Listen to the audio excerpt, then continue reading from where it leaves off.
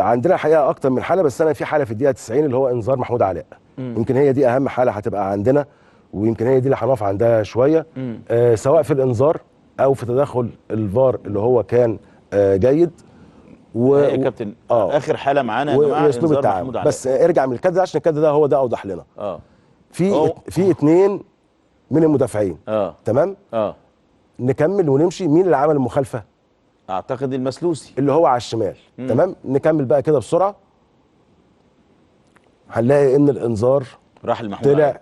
لمحمود علاء، بس حتى هو محمود علاء بيشاور له ان المسلوسي هو اللي عمل المخالفه. وبعدين حصل طبعا اعتراض بالشكل ده، اعتراض شديد، ما كانش فيه اي رد فعل من حكم المباراه تجاه اللاعب. سمعنا الحوار وسمعنا تفاصيله، وسمعنا برضو كلمه ما تزعقليش من اللاعب للحكم، وكنا سامعين قبلها زعيق من الحكم. طبعا واضح ان المسك من 24 اللي هو المسلوسي.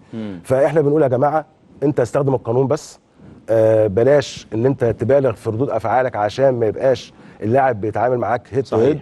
ده رقم واحد. رقم اتنين، احنا بنطالب اللعيبه ان هي تحترم الحكام، يبقى في المقابل برضو الحكام بتحترم اللعيبه. الحقيقه في الحاله دي اتدخل حكم الفار، ودي حاله اسمها تحديد الهويه. هو بيصحح له الانذار، فقال له ان اللي عمل المخالفه المسلوسي.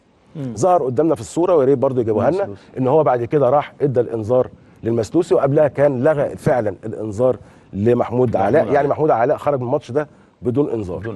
ولكن انا شكل الاعتراض بالنسبه لي يعني مش مقبول.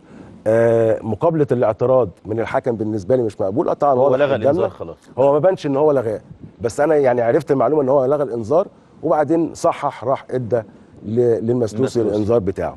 تمام.